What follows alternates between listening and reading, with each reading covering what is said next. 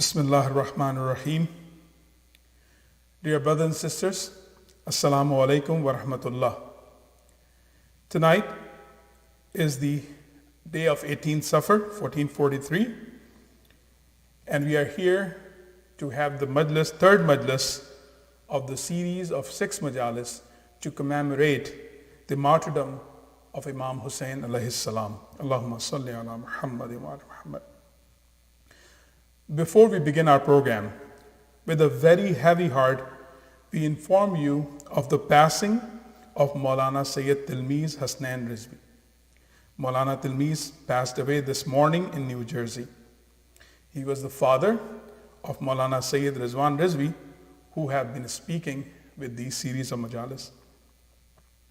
Marhum Maulana Tilmiz Hassan was one of the most senior ulama of North America, and he served the Shia communities all around the world. He was a great speaker and a writer. He wrote several books on religion and translated many religious books in Arabic, Persian, and Urdu. Maulana Tilmiz was a renowned scholar, and he holds a special place in the heart of the entire Shia community of Chicago, including Baitul community. We were very fortunate as he visited Baitul many times and shared his knowledge and wisdom. As Amir al-Mu'mineen, Imam Ali alayhi salam has said in Nahj al-Balagha, Kumail, those who amass wealth are dead, even though they may be living, while those endowed with knowledge will remain as long as the world lives. Their bodies are not available, but their figures exist in the hearts. Maulana Tilmiz will always remain in our hearts. On behalf of Baitul and the Shia community of Chicago, we express our heartfelt condolences to the family of Maulana Tilmiz, especially to Hujjat al-Islam, Maulana Sayyid Rizwan Rizvi. We ask Allah to grant Marhum Maulana Tilmiz highest rank in Jannah and grant the family Sabr Jameel during this very difficult times. Let us all recite a Surah Fatiha for the Isal Sawab of Maulana Tilmiz Hassan Rizvi, Ibn Maulana Izhar Hassan Rizvi, Masbuqatan bis Salawat. Allahumma salli ala Muhammad wa ali Muhammad.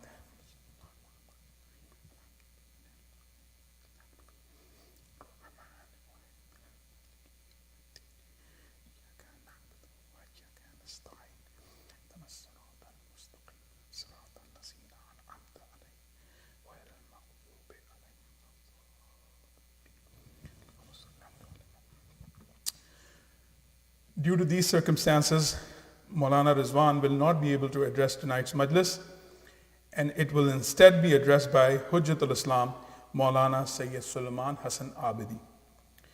We will now begin the Majlis with the recitation of Salam and Marsiya. Please recite another loud salawat. Allahumma salli ala Muhammad wa ali Muhammad wa ajil farajah.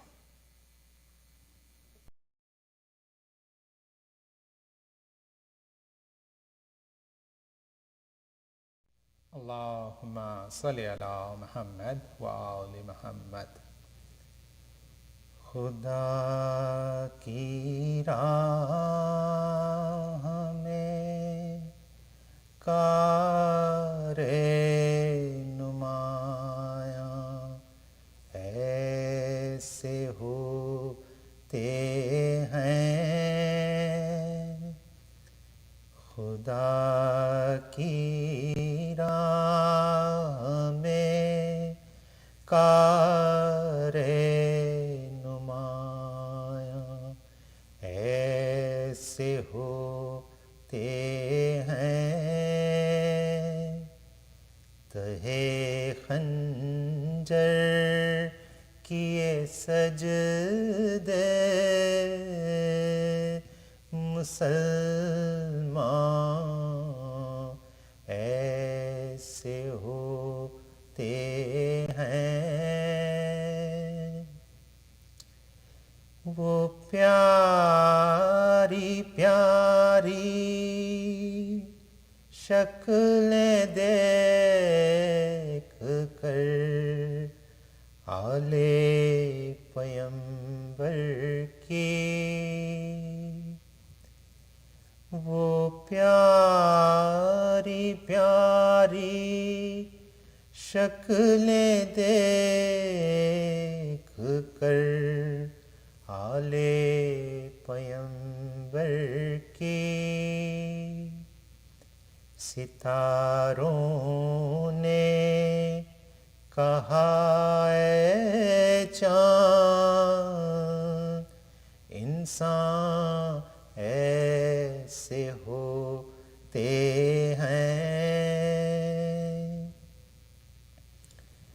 جوانی رن سے کہتی آ رہی ہے، لاش قاسم پر، جوانی رن سے کہتی آ رہی ہے، لاش قاسم پر، کہ اسلامی جوان مردوں کے ارماں ایسے ہوتے ہیں، مسافر کا تن بے سر ہے اور شب کا اندھیرا ہے، مسافر کا تن بے سر ہے اور شب کا اندھیرا ہے، کسی کی لاش پر گیسو پریشان ایسے ہوتے ہیں، قدم پر شے کے دم نکلا حبیب ابن مظاہر کا، قدم پر شے کے دم نکلا حبیب ابن مظاہر کا، محبت کے وفا کے عہد و پیمان ایسے ہوتے ہیں، خدا ہی جانے دل سے کیا کہا ہوگا نگاہوں نے، خدا ہی جانے دل سے کیا کہا ہوگا نگاہوں نے،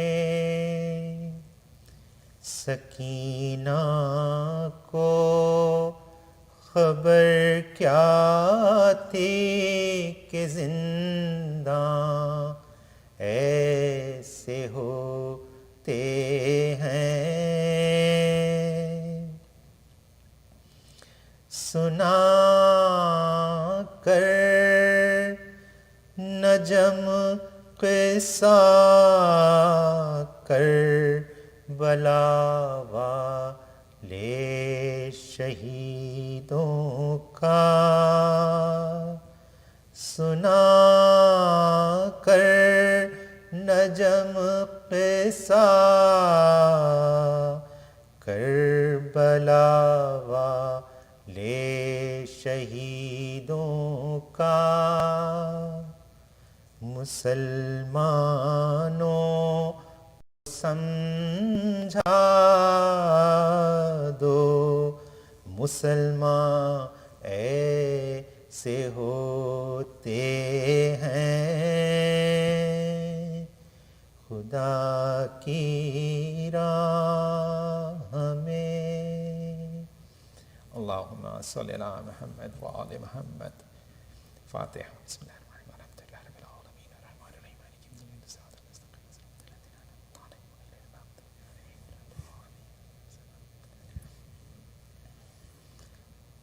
زندہ میں جب کہ دختر شبیر مر گئی، دنیا سے دفتن سفر خلد کر گئی، کنبے کے دل پہ داغ جدائی کا دھر گئی، غل پڑ گیا حسین کی عاشق گزر گئی، جنت بسائی دیکھ کے دنیا کے باغ کو، تازہ کیا ہے پھر علی اصغر کے داغ کو، تازہ کیا ہے پھر علی اصغر کے داغ کو، بازو ہلا کے بانوِ ناشاد نے کہا، بی بی پدر کے سر سے اٹھا او تو سر ذرا، باتیں ابھی تو کرتی تھیں آنسو بہا بہا، ساکت ہے نبض ہائے غضب سرد دست و پا، منہ دیکھتے ہی عزیز کا نقشہ بدل گیا، کس وقت سانس رک گئی قدم نکل گیا، کس وقت سانس رک گئی قدم نکل گیا، لو ہاتھ جوڑتی ہے یہ ماں اے سکینہ جاں، مجھ کو بلا لو تم ہو جہاں اے سکینہ جاں، ڈھونڈوں نکل کے تم کو کہاں اے سکینہ جاں، مادر کو قبر ہے یہ مکان اے سکینہ جاں، میں جانتی ہوں موت سے بدتر حیات کو، اب کون سوئے گا میرے پہلو میں رات کو، اب کون سوئے گا میرے پہلو میں رات کو، بچی یہ ماں تجھے کدھر ڈھونڈنے کو جائے، اے غم رسیدہ تو نے قیامت کے دکھ اٹھائے، چھٹ کر پدر سے گھڑکیاں کھائیں تماچے کھائے، بی بی رسن بندھی تیری گردن میں ہائے ہائے، جو سختیاں فلک نے دکھائیں وہ سہ گئیں، بندے جو چھن گئے تو میرا منہ تک کے رہ گئیں، بندے جو چھن گئے میرا منہ تک کے رہ گئیں، قربان جاؤں قیدیے دام بلا ہے ماں، آفت میں باد سبت نبی مبتلا ہے ماں، مجبور ہے غریب ہے بے دست و پا ہے ماں، بی بی کو دے کہاں سے کفن بے ردا ہے ماں، پہلے سے خاک میں ہے بدن سب بٹا ہوا، لے جاؤ قبر میں یہی کرتا پھٹا ہوا، لے جاؤ قبر میں یہی کرتا پھٹا ہوا، ایذا سے غم سے رنج اٹھانے سے چھٹ گئیں، کنبے سے کیا کہ سارے زمانے ने से छुट गई, हर सुबह शाम अश्क बहाने से छुट गई। अच्छा हुआ कि घुड़कियाँ खाने से छुट गई। नींद उड़ गई थी लोगों की बच्ची के बैन से, अब तो यजीद इस रात को सोएगा चैन से, अब तो यजीद रात को सोएगा चैन से। जिंदा में जब के दुख्तरे शबीर मर गई। अल्लाहुम्मा सल्ली अला मुहम्मद व आलि मुहम्मद।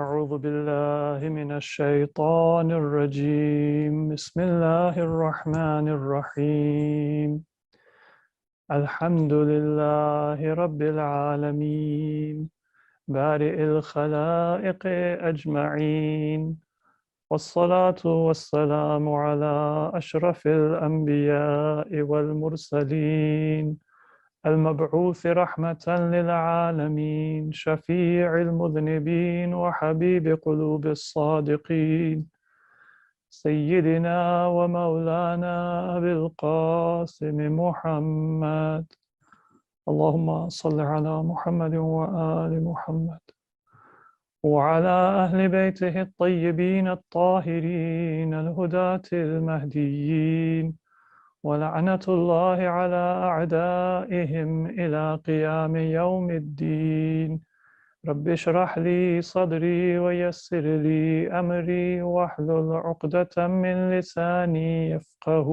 قولي أما بعد فقد قال الله عز وجل في القرآن المجيد والفرقان الحميد وهو أصدق القائلين بسم الله الرحمن الرحيم كنتم خير أمة أخرجت للناس تأمرون بالمعروف وتنهون عن المنكر وتؤمنون بالله صدق الله العلي العظيم. Dear brothers and sisters, Assalamu alaikum wa rahmatullahi wa barakatuh. In these days and nights, as we approach the 40th anniversary of the martyrdom of Imam Hussain alayhi salatu wassalam, known as Arbaeen, we received the tragic news of the passing of one of our senior ulama, a scholar, an educator, a teacher, a counselor for many members of our community, Hujjatul Islam wal Muslimin, Syed Tilmid Hassan Rizvi. He was the father of our respected scholar, Hujjatul Islam wal Muslimin, Syed Ridwan Rizvi, who has been reciting the Arbaeen Majalis at Baitul. And he was well known across our communities in North America and throughout the world for his scholarship, for the books and articles that he has written, the important Islamic texts that he has translated, and for the many hundreds of people whom he has personally touched with his sincerity and with his kindness and with his services. At this time when his family and our community mourns his loss, I pray to Allah subhanahu wa ta'ala to grant Marhum Maulana Tirmiz Hassanan Rizvi the highest rank in paradise in the company of Muhammad wa Ali Muhammad alayhimus salatu wassalam, to whose religion he devoted his life. And I ask Allah to grant consolation and tranquility to his family, to his relatives, and to all who loved him and shall dearly miss him. Marhum Maulana Tilmiz Rizvi was one of the first ulama that I was introduced to as a young child, and I still remember his kindness, his encouragement, and the smiling way in which he would teach us simple lessons about Islam, about Tawheed, about Quran. And I know that there are hundreds of people throughout our various communities who have similar memories of him. These are the good deeds that will be with us even after we have left this material life and we have left behind our material possessions. May Allah subhanahu wa ta'ala accept all of the good deeds of marhum. May he forgive any shortcomings or any sins of marhum, and may Allah subhanahu wa ta'ala grant him from now until eternity the company of Muhammad and the family of Muhammad. Peace and blessings be with all of them. For marhum Sayyid Tilmiz Hassan and Rizvi, and for all of the ulama and shuhada of Islam, let us recite Surah Al-Fatiha and 3 times Surah Al-Ikhlas. Bismillahir Rahmanir Rahim. Alhamdulillahi Rabbil Alameen. Ar-Rahmanir Rahim. Maliki Yawmiddin. إياك نعبد وإياك نستعين اهدنا الصراط المستقيم صراط الذين أنعمت عليهم غير المغضوب عليهم ولا الضالين بسم الله الرحمن الرحيم قل هو الله أحد الله الصمد لم يلد ولم يولد ولم يكن له كفوا أحد بسم الله الرحمن الرحيم قل هو الله أحد الله الصمد لم يلد ولم يولد ولم يكن له كفوا أحد بسم الله الرحمن الرحيم قل هو الله أحد الله الصمد لم يلد ولم يولد ولم يكن له كفوا أحد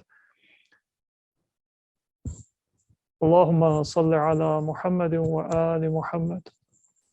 During the Majalis of the first 10 days of Muharram, we had an opportunity to look and learn some of the lessons of verse 110 of the 3rd chapter of the Quran, Surah Al Imran. And today, because Maulana Rizwan Rizvi is engaged in the last rites and funeral preparations of his esteemed father, I will be with you for this majlis, and we will look at some of the additional lessons we learn from this noble verse of the Quran, in which Allah says, Bismillahir Rahmanir Rahim, Kuntum khayra ummatin ukhrijat linnas. Allah addresses the Muslim nation and says to us, you are the best community brought for humanity. تأمرون بالمعروف وتنهون عن المنكر وتؤمنون بالله. You command what is good, and you forbid what is evil, and you believe in God. And I will explain what I mean by good and evil, because there is a special term used in the Quran for those 2 concepts of good and evil. This verse tells us that there is a potential and a promise within the Muslim Ummah that makes it the greatest Ummah that is brought forth for humanity. And the first thing that we should remember is that this verse is reminding us that in addition to our individual life, we also have a collective life and existence. Our secular society is very good at reminding us that we are individuals. We are not our parents. We are not our elders. We have our own personality, our own preferences, our own experiences, our own thinking, and each and every one of us is unique. And this is true. And Islam says that every human being bears his or her own burden. لا تزر وازرة وزر أخرى. Nobody is going to be punished. Nobody is going to be judged. Nobody is going to be held to account because of the actions of somebody else. If my friend did something bad, then they deserve to be punished. I don't deserve to be punished just because I am their friend.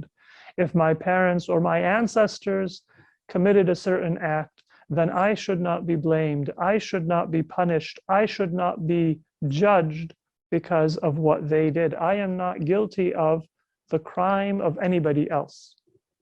لا تزر وازرة وزر أخرى. Nobody shall carry the burden of any other person in the hereafter and in the court of infinite justice, that is the court of Allah subhanahu wa ta'ala. So we are individuals, and we only will get what we have earned. وَأَلَّيْسَ لِلْإِنسَانِ إِلَّا مَا سَعَى.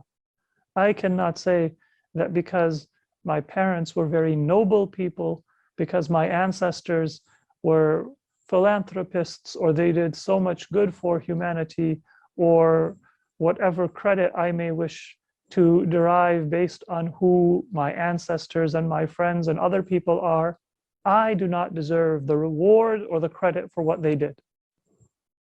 Maybe if I am the descendant of somebody who sacrificed for society, I will get some respect. I will get some honor in society, and that is fair. But I cannot get reward, and I cannot get credit for something that I did not do. Neither will I bear the burden of anybody else, nor will I get the credit of anything that somebody else did, because I am an individual. So the fact that we are individuals and that we are unique is accepted by Islam. It is in line with the teachings of the Quran, because the Quran says that we will not bear in others' burden, we will not get credit for in others' good deeds. But although we are individuals, we are not only individuals. And it is not possible for me to say, for example, that my society had an institution of oppression, of colonialism, of slavery, of subjugation, and that came to an end, let's say, some years ago or some generations ago, and then I have no responsibility for it and I have nothing to do with it.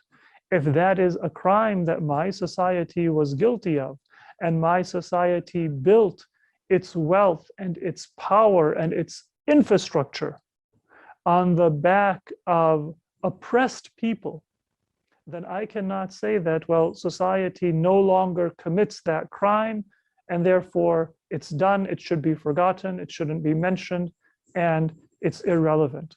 No, history does have continuity. And the effects of what took place in the past, they remain in the present and they remain in the future. So although I am an individual, and I as an individual cannot be condemned and I cannot be punished for what somebody did in the past that I am not responsible or guilty for, I also cannot forget that I am a part of society, and there is a collective responsibility that exists in society for the collective actions of that society. And so if we have oppressed other people, then we are to right that wrong, compensate them for what was taken from them or what they suffered, compensate them for the profit that we made through their labor. And that is a very important distinction, that you are an individual, but you are not just an individual. You are unique, but you are also part of a collective, you are part of a society. And just like your individual existence is real, and it has an effect on others and an effect on your environment, your collective existence is also real, and it has an effect on others and an effect on your environment. And both of them deserve recognition. This is something that is often forgot by a secular and an individualistic society, which is very good at reminding us that we are individuals, sometimes better than traditional societies may be. but it forgets that we are also members of a collective. It forgets that we are to consider ourselves responsible for the effects and the actions of our collective. And we are responsible to the collective for how our actions affect others. This is why there is a hadith that man sanna fil Islam sunnatan hasana falahu ajruha wa ajru man amila biha wa man sanna fil Islam sunnatan sayyi'ah fa alayhi wizruha wa wizru man amila biha. If I establish a good precedent in Islam, or if I establish a bad precedent in Islam, then I will get the reward or the punishment of those who act according to my precedent, because my actions are not just my actions, they affect others, and the effect on the collective, good or bad, is something that is part of my individual actions, and then it becomes part of the culture and the action of that group, that collective. So let's say, for example, I am a wealthy person and God has blessed me. That is a blessing of God. But if I am very showy about my wealth, as Qarun was, I enjoy making other people feel jealous of my blessings.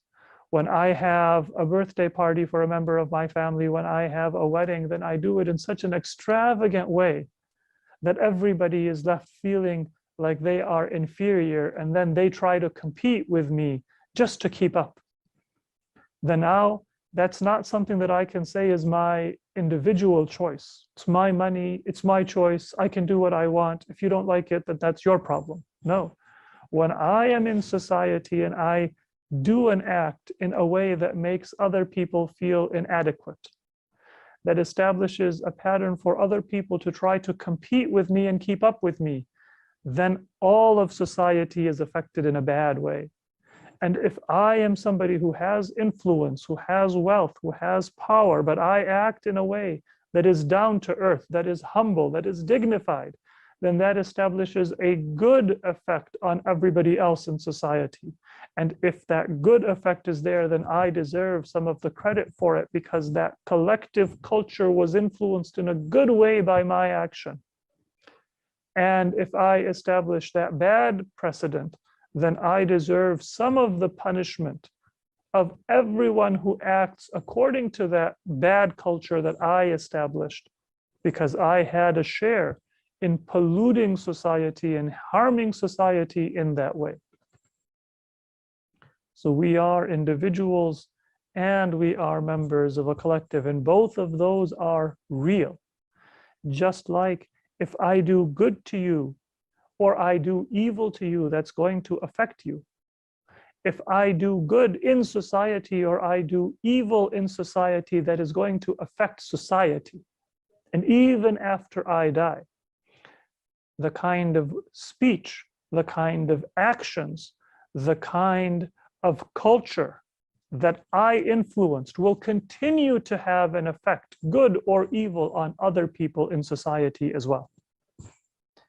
If I served knowledge, if I served the cause of justice in society, then those good things will remain even if my body is buried and turns to dust.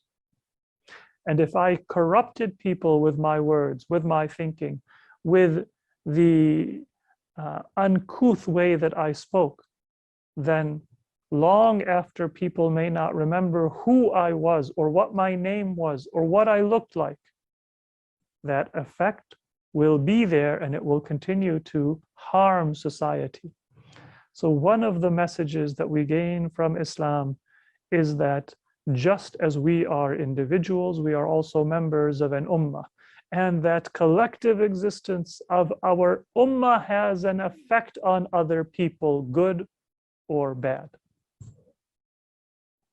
And this is where the Quran says, Kuntum khayra ummah. You are the best ummah. Ukhrijat linnas. You have been brought forth for people. تأمرون بالمعروف وتنهون عن المنكر. You command what is good and you forbid what is evil. So if you are an ummah, you are a group, you are a collective, then there is something that distinguishes or something that should distinguish you as a group from other groups.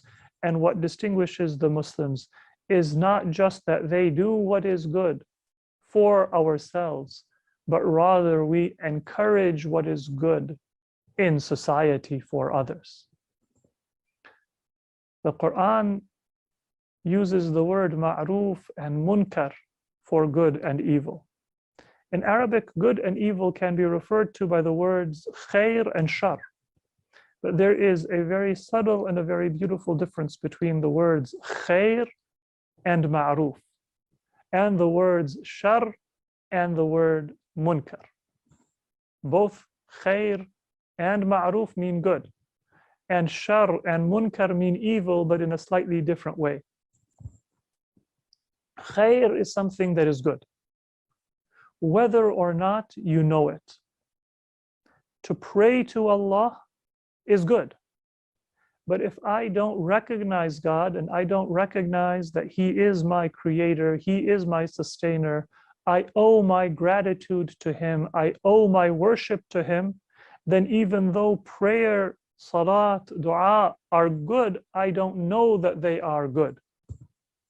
So they are khair because they are intrinsically good, but they are not ma'ruf because ma'ruf means that good which is known to be good. It is related to the word ma'rifah, which means knowledge and recognition. Similarly, there are certain things that are evil, but people don't know that they are evil. Those things are shar, but they are not munkar because munkar is related to the word inkar, which means to deny or not to recognize. So for example, there are some people who think that wine is an enjoyable beverage, and they may even give a gift of wine to a friend, not out of a desire to harm the friend, but as an expression of friendship, as an expression of love, as an expression of sincerity. They may serve wine to their guests because they want them to enjoy the party or the dinner invitation. That is evil and that is harmful. But the person is doing it with a good intention because they don't realize the harm. They don't know that it is shar. And so there is shar, there is evil, but it is not munkar because the person does not understand what is evil about that action that they are doing or that beverage that they are serving. So Allah subhanahu wa ta'ala, He describes the Muslims in our collective existence, in our group existence, as those who ta'muruna bil ma'ruf wa tanhauna 'anil munkar. We command what is good and known to be good, and we forbid what is evil and known to be evil. Meaning that Muslims do not go around telling people, compelling people to follow those practices of Islam which other people are not aware of. It is not my job as a Muslim to tell people who don't know God and don't know about Islam and don't believe in the Quran that they are supposed to pray, that they are supposed to fast, that they are supposed to go for Hajj. That person would not understand what I am speaking of. Nor should I say that, well, since I am a Muslim and I do know these things are good and these things are obligatory, I will just do Hajj for myself. I will just do Salat for myself. I will just observe the laws of diet in Islam and hijab and all of the other teachings of Islam for myself. I will do what is khair and I will avoid what is shar in accordance with what I know of the teachings of Allah.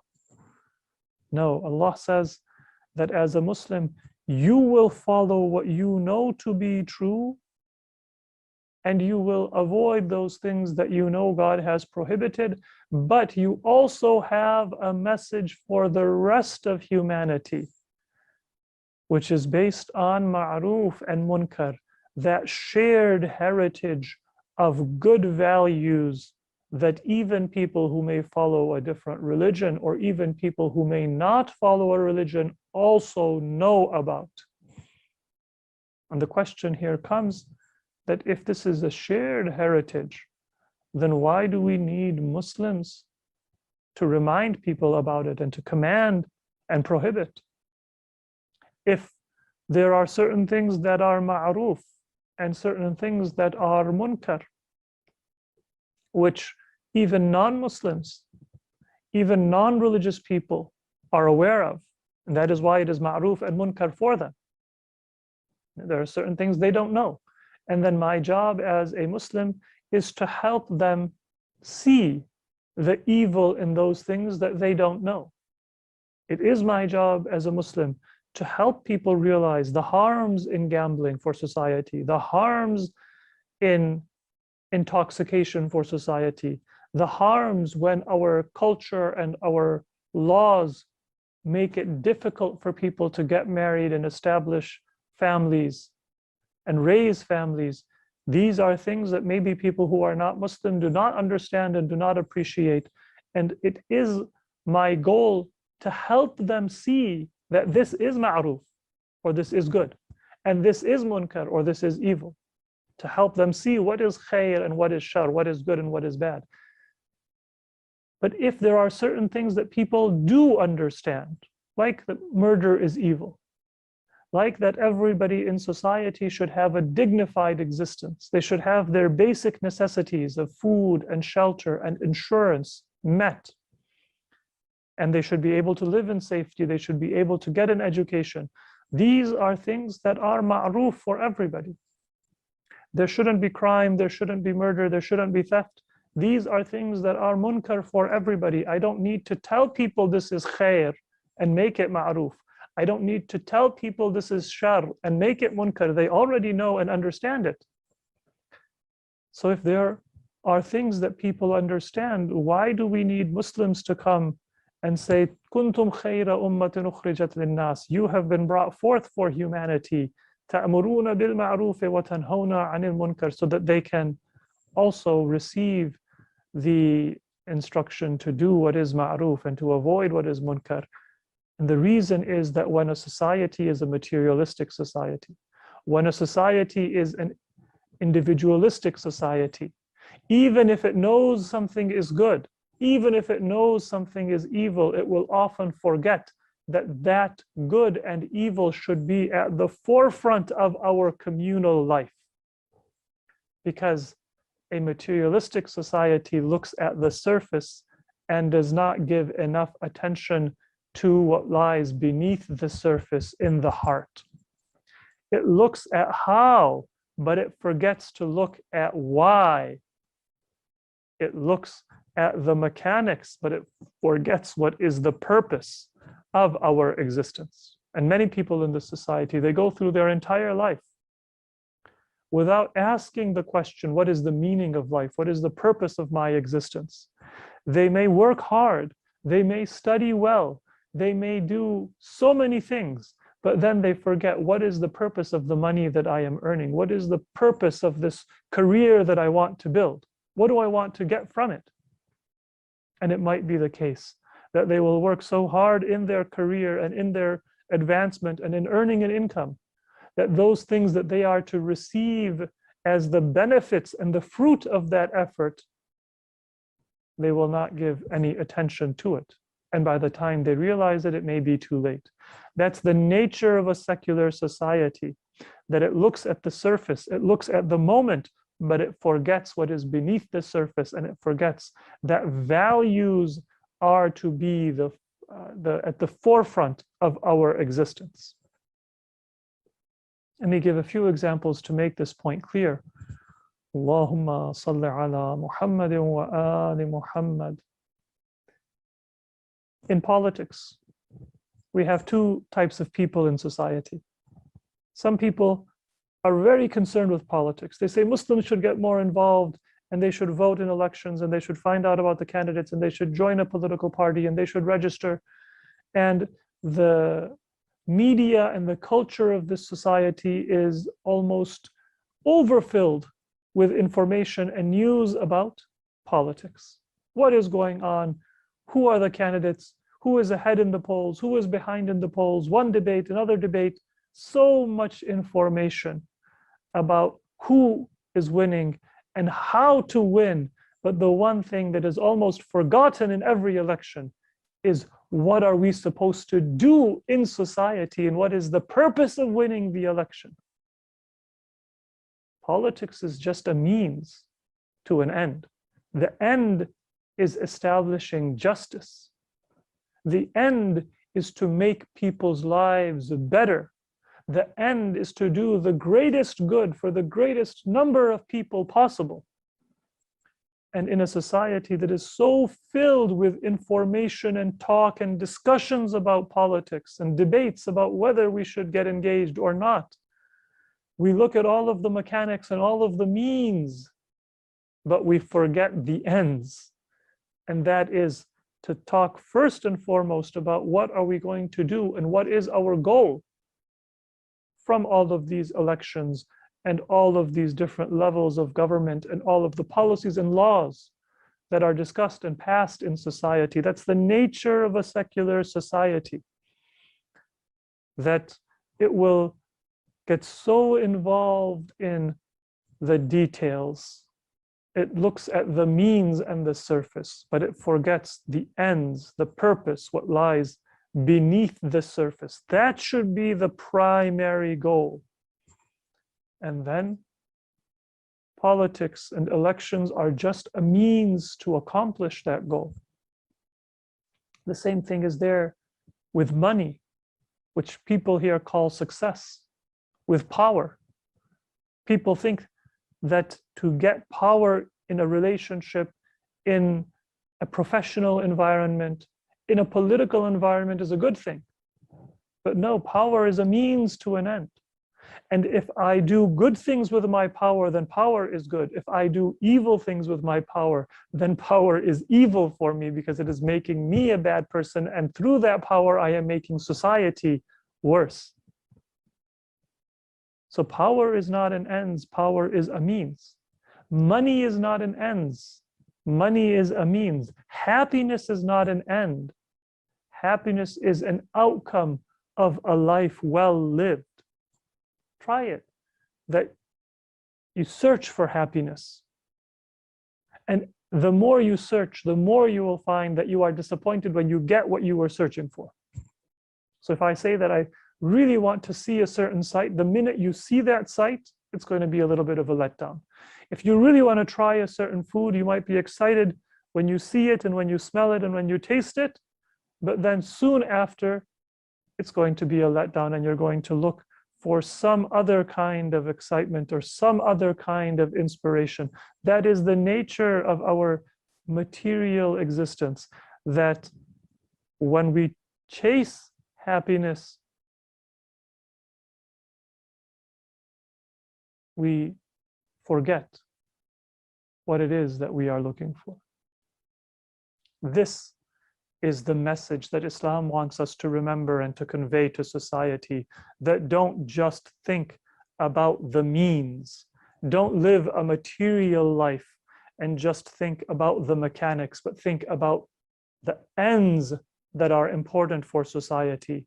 Remember that this material existence that you and I have is simply a reflection of the life of our soul, the life that comes from our values and our principles. And the message that Muslims should give to humanity, and the message that Muslims are called upon to give to all people, and which makes this ummah great, is that we should give priority to the question of what is right. And when we find consensus that war is wrong, that extreme poverty is wrong, that oppression is wrong, then Amr bil Ma'ruf, Nahi Anil Munkar means that we don't just get lost in the surface, but we work towards the accomplishment of those noble ends. And that is exactly why Imam Hussain alayhi salam embarked on his mission in the way that he did. You have heard that when Imam Hussain went to Karbala, many people said to Imam Hussain, don't go to Kufa, don't trust the Iraqis.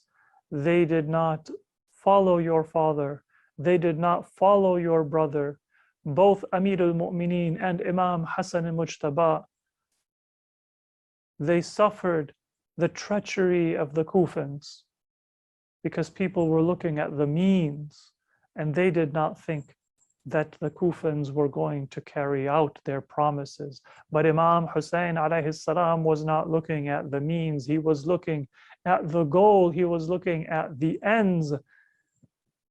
And he said that if the Muslims know that I am the one who has the right to lead, and they are calling upon me, then I will answer their call and I will show them that Hussein ibn Ali is not afraid of sacrifice in the way of Allah.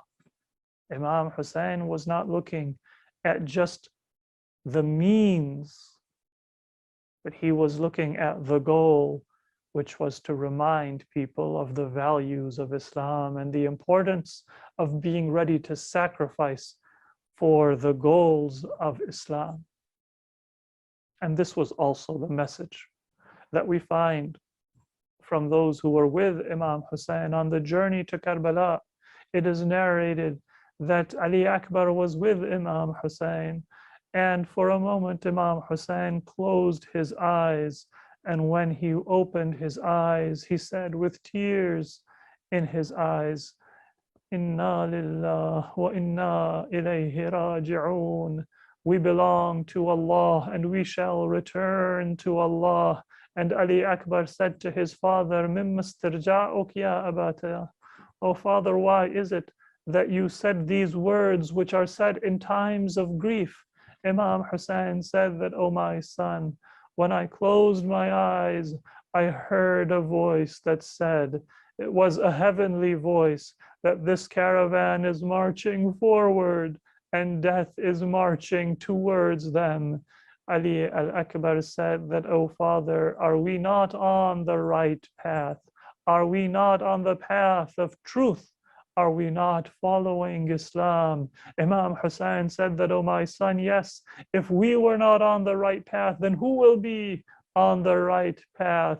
And Ali Akbar said that, father, if we are on the right path, then it doesn't matter to us whether we march and meet death or death marches and meet us. Death and this material life is just a means to an end. The end is service of the truth and to be able to serve Islam. Ali Akbar affirmed for Imam Hussain that just like you have taught me, O father, my eyes are not on this material existence, but they are on the end and the goal of our worldly existence. And we find a similar scene in Karbala. On the 9th of Muharram, it is said that Imam Hussain, he left the camp alone in the darkness of the night, and he went towards where the battle would take place the following day. And as the Imam walked, every so often he would bend down and he would clear the ground, and maybe he would pick up a stone and put it somewhere else, or remove a thorn from the ground and put it somewhere where it would not be visible. And one of the companions of the Imam, Nafi' ibn Hilal, he said that I saw the Imam go towards the desert in the darkness, and I was afraid that maybe one of the enemy soldiers will attack the Imam. So I followed the Imam at a distance. In case he were attacked, I would be able to protect him. I saw that the Imam was wandering, and I didn't know the wisdom of what Imam Hussain was doing. As I followed him from a distance, Imam Hussain saw me. He said, "Oh Nafi', are you with me?" Nafi' said that, "Yes, O Imam, I wanted to make sure that the enemy would not attack you. Tell me, what is it that you are doing?" The Imam said that, "Oh Nafi', tomorrow there will be a battle, and I know where each of my warriors will fall in battle. I am preparing the ground for where they will spend their final moments.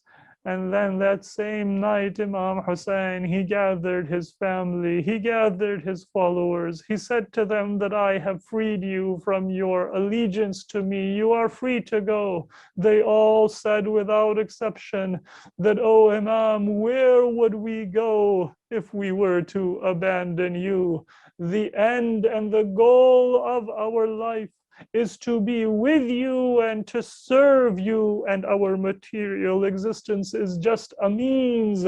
What would we do with material existence if the goal and the end of our life were to be left alone in Karbala? You are our goal. You are our destination."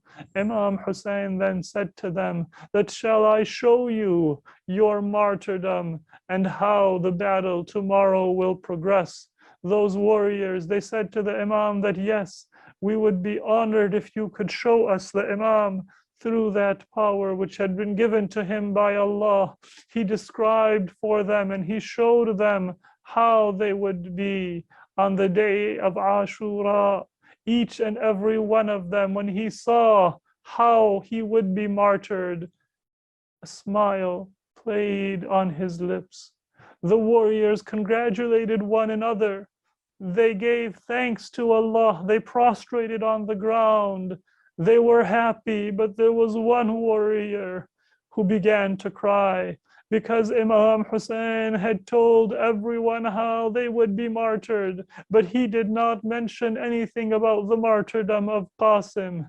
And finally, Qasim, he gathered the courage to say to Imam Hussain, "Oh my uncle, was I not worthy to be among the martyrs? You told everyone about how they would be martyred, but you did not mention my name."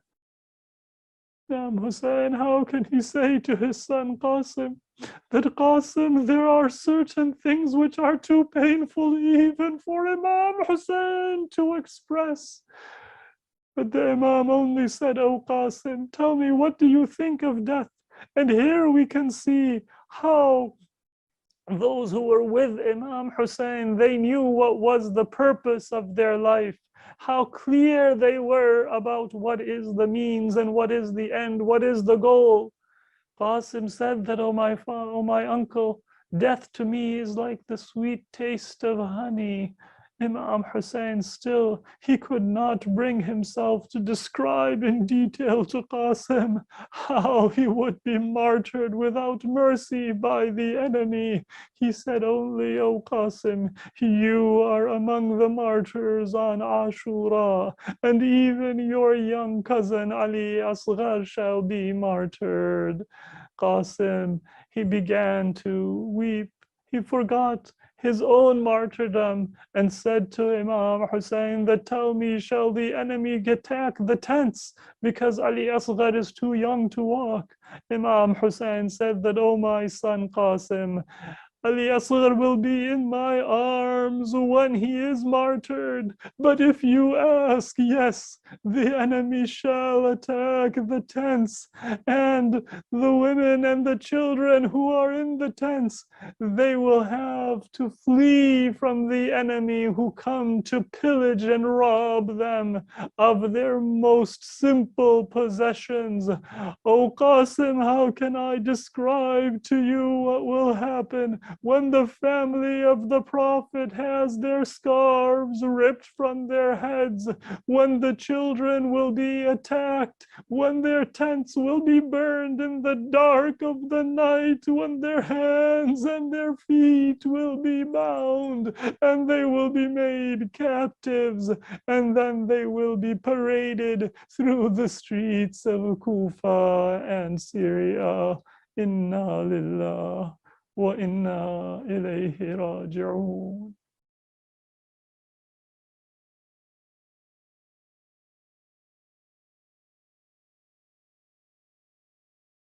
Ya Hussain, Ya Hussain, Ya Hussain, Ya Hussain, Ya Hussain, Ya Hussain, یا حسین یا حسین تو اگر ہوتا تو ایسا نہیں ہوتا غازی، تو اگر ہوتا تو ایسا نہیں ہوتا غازی، تو اگر ہوتا تو ایسا نہیں ہوتا غازی۔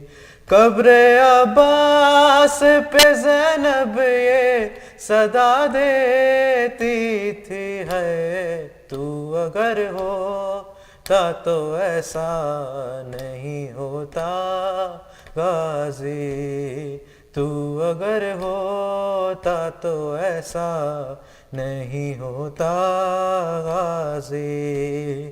کبھی یثرب تو کبھی سوئے نجف دیکھتے تھے، کبھی تیرے کٹے شانوں کی طرف دیکھتے تھے، شہن اکبر کے کلیجے سے نکالی برچی ہے، تو اگر ہوتا تو ایسا نہیں ہوتا غازی، تو اگر ہوتا تو ایسا نہیں ہوتا غازی۔ ہو گئی ثانی زہرا بھی ضعیفہ عباس، سانس لیتی ہوں مگر میں نہیں زندہ عباس، تیرے ٹکڑوں کی قسم تیری بہن ٹوٹ گئی ہے، تو اگر ہوتا تو ایسا نہیں ہوتا غازی، تو اگر ہوتا تو ایسا نہیں ہوتا غازی۔ میرے ہاتھوں کو بھی رسی سے گیا تھا باندھا، میں بھی ہاتھوں کا نہ لے پائی سہارا بھیا، جیسے تو زی سے گرا ویسے میں ناکے سے گری ہے، تو اگر ہوتا تو ایسا نہیں ہوتا غازی، تو اگر ہوتا تو ایسا نہیں ہوتا غازی۔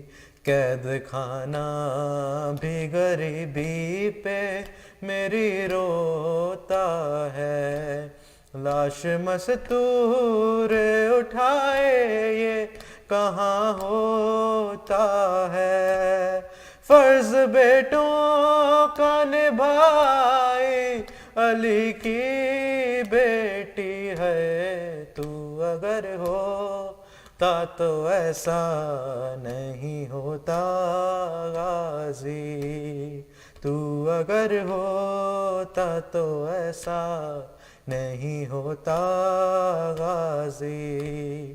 قبر میں چین سے معصوم کو سونے نہ دیا، وہ ستم ڈھایا گیا کانپ گئی کرب و بلا، لاش ڈھونڈی گئی نیزوں سے علی اصغر کی ہے، تو اگر ہوتا تو ایسا نہیں ہوتا غازی، تو اگر ہوتا تو ایسا نہیں ہوتا غازی۔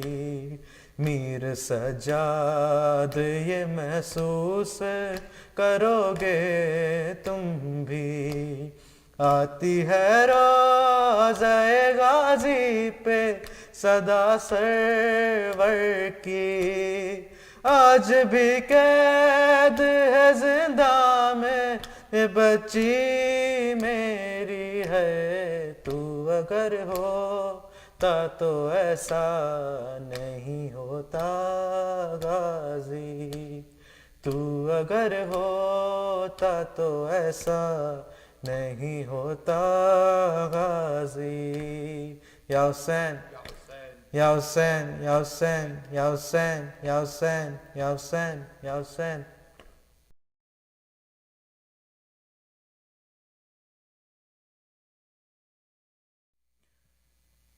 Bismillah ar-Rahman ar-Rahim. Dear brothers and sisters, Assalamu alaikum wa rahmatullah. On behalf of Baitul community, I would like to thank Hujjatul Islam Maulana Syed Sulayman Hassan Abidi for making himself available on such short notice and for addressing tonight's majlis. For his Sayyatu Salamti and increased tawfiqat, let us all recite a loud salawat. Allahumma salli ala Muhammad wa ali Muhammad wa ajil farajhum. Tonight's majlis has been sponsored by the family of Brother Feroz Bukhari. For their Sihatu Salamti and increased sustenance, please recite another loud salawat. Allahumma salli ala Muhammad wa ali Muhammad wa ajil farajhum. The sponsor family have requested for Surah Fatiha for their marhumin, especially for Mahmood Hassan Bukhari, for Mumtaz Hassan Bukhari, Gulzar Hussain Bukhari, Mustafa Begum, Sardar Begum, Mustafai Begum, Sardar Begum, Sikandar Bano, Zahid Hussain, Kanis Kubra, Zahur Hussain, Afroz Mahmood, Noroz Mahmood, Mahfuz Hussain, Syed Muhammad Sadiq, and Zakiya Zadi. So for these marhumin and for all of our marhumin, let us all recite a Surah Mubarakah Fatiha, masbuqatan bis salawat. Allahumma salli ala Muhammad wa ali Muhammad wa ajil farajhum. Bismillah.